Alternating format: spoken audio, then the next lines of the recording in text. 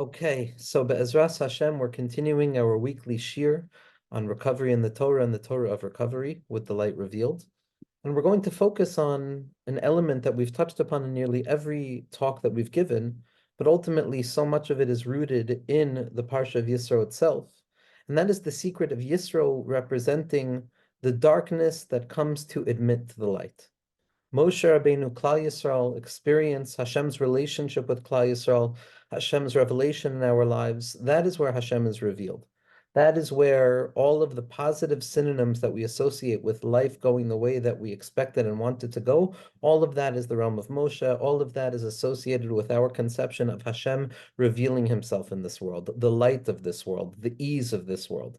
That is all associated with the portion of Moshe, with the portion of the Torah. And then there's the element of Yisro. Yisro, and the name itself hints to the true nature of what he represents, which is that Yisro is that which appears extra, that which appears outside of the realm of significance, that which appears to be beyond the pale of what can be deemed as valuable. It also represents those elements in our lives which we see as incidental, those insignificant moments of meaninglessness or boredom that we feel lethargy in. It also contains within itself the difficult situations, those things that we look at and we say, this is not the purpose of life. This pain, this difficulty, this engagement with reality, this processing, this feeling human, this intensity, all of the different elements of the left side of experience, so to speak. We tend to look at those and say, those do not fit within the framework of my spiritual connectivity. And when those stages are taking place, I am no longer engaged with my spiritually connected mind because now I'm functioning in a space of that which exists outside of spirituality. Yisro is the secret of that which appears to be distant and outside the circle of emuna and faith and connectivity, in truth brings itself closer out of its own recognition of the truth and the validity of goodness. Meaning that darkness is not simply something that exists side by side with light and it ignores the light and the light ignores the darkness, but rather the darkness is something that will eventually be revealed to have been part and parcel of the light. And not only that, but it will come to recognize it on its own.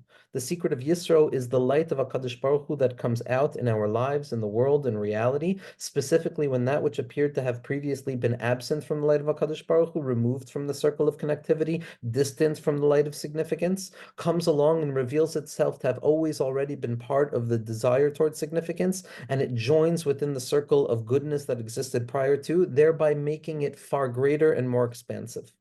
Because before Yisro, before darkness, before difficulty comes and admits to the light and recognizes that HaKadosh Baruch Hu is present, that HaKadosh Baruch Hu is here, that I am here, that my higher power is here, that everything is okay, and that I function always in a state of all rightness and a besederkeit, a shivayon of an equanimity that recognizes to the left, to the right, up, down, good, bad, difficult, everything is okay.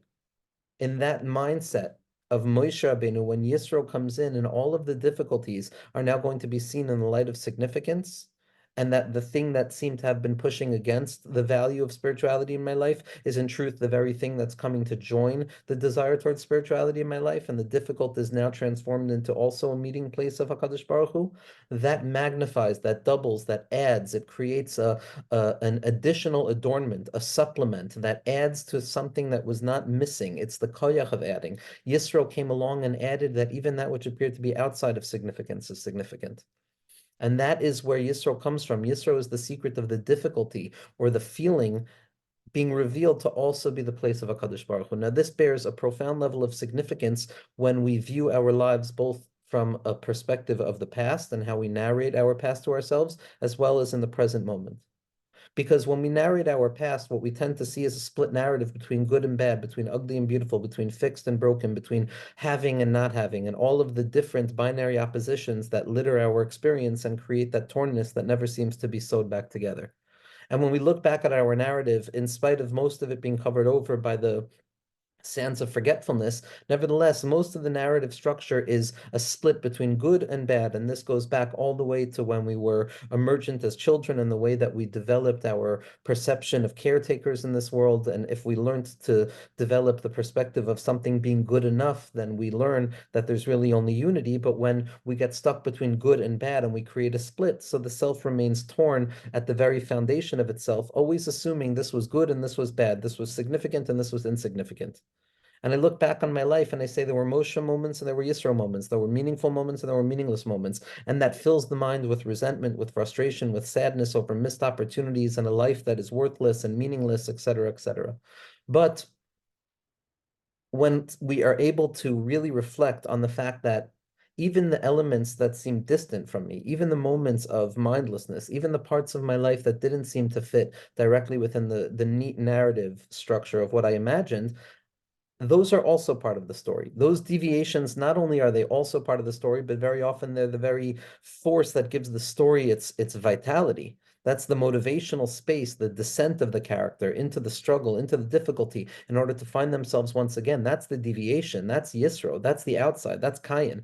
That's the parts of ourselves that feel intense. They're also part of the story. They're a fundamental part of the story. And when we look back on our lives from a perspective of unity, we look back on yesterday, we look back on the next moment, on the previous moment from a perspective of unity. So then instead of seeing a splitness, we'll see a two-ness that is revealing a unity. That Yisro also reveals HaKadosh Baruch Hu. Yisro also comes to declare the kavod of HaKadosh Baruch Hu. Everything declares the kavod of HaKadosh Baruch Hu. There's nothing that's not declaring the kavod of HaKadosh Baruch Hu. There's nothing that's not preparing itself to reveal itself to me as a stepping stone to reach higher to HaKadosh Baruch Hu. And if I approach every moment of, especially my reflection on the past, with this mindset that Yisro and Moshe, both of them are connected, and the darkness comes and reveals that it too wants to be makusher to the light, it too wants to enter into the circle of light, because the darkness realizes that it's only been a stepping stone and a motivational space where light can reveal itself with more ferocity and more force, and the secret of the Gvuros and Kayin and Yisro and all of the Gvulim and the outside of the circle, etc., etc. So there's going to be Yiskadla v'Yiskadla Shmei Rabbah. There's going to be a kavod shemayim that comes specifically when that which was previously distant comes close. An even higher level of kavod than something that has always been close. This is the secret of the Baal Tshuva, who stands in a place where the true tzaddik can't stand, because they bring about more of an intensification and a desire to run forward with a surge of energy and a movement inwards with ferocity, because it's motivated out of running away from something, coming away from a place of darkness, coming away from a place of struggle, and realizing how urgent every moment of light is. In that motivational space, when we include and integrate the difficult experience into the framework of a meaningful experience, into the framework of Matan Torah, it's specifically there that HaKadosh Baruch Hu's glory is revealed even more, because now we suddenly come to find ourselves as fully contained by HaKadosh Baruch Hu. There's no experience that is not experienced within the framework of my higher power. The elasticity of my Amunah dictates that whatever I am experiencing must, by definition, be taking place within the framework of the faith that offers me comfort, and within the framework of spirituality that offers me a path forward in my life. There is nothing that can take place that will shatter that circle. And once a person acknowledges that, then the circle expands itself to contain everything that seems to be opposite the circle. On a practical level, in spite of the fact that this is profoundly practical, orienting ourselves towards how to look at reality is one of the most practical things that a person can do. And even 5 minutes a day of orienting ourselves to what the tzaddikim say, we can really begin to see the underlying frame, the invisibility that is at the heart of all visible experiences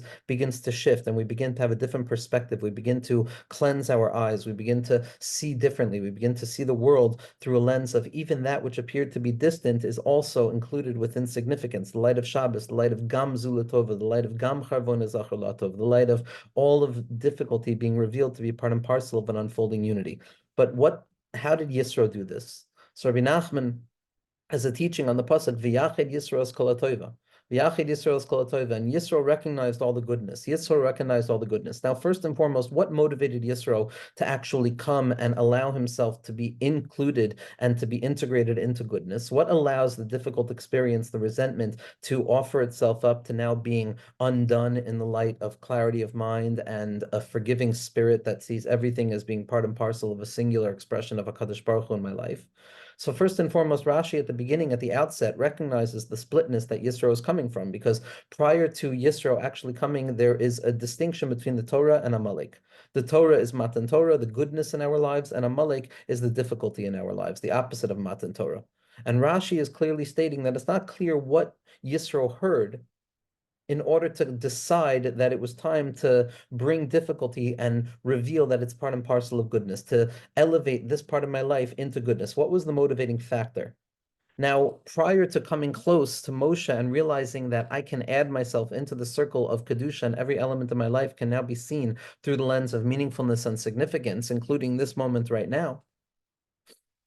So then we're still operating in a place of Yisro hearing two different things. There's two voices. There's the voice of Matan Torah and there's the voice of Amalek. There's the good and there's the bad. There's the top and there's the bottom. There's the tornness of those things. But in encountering the tornness of those things, Yisro realizes there are winning moments and there are losing moments. There are strikes and there are gutters. There's a Matan Torah and there's a Maisa of Amalek. Both of those experiences are going to be expressed in a person's life.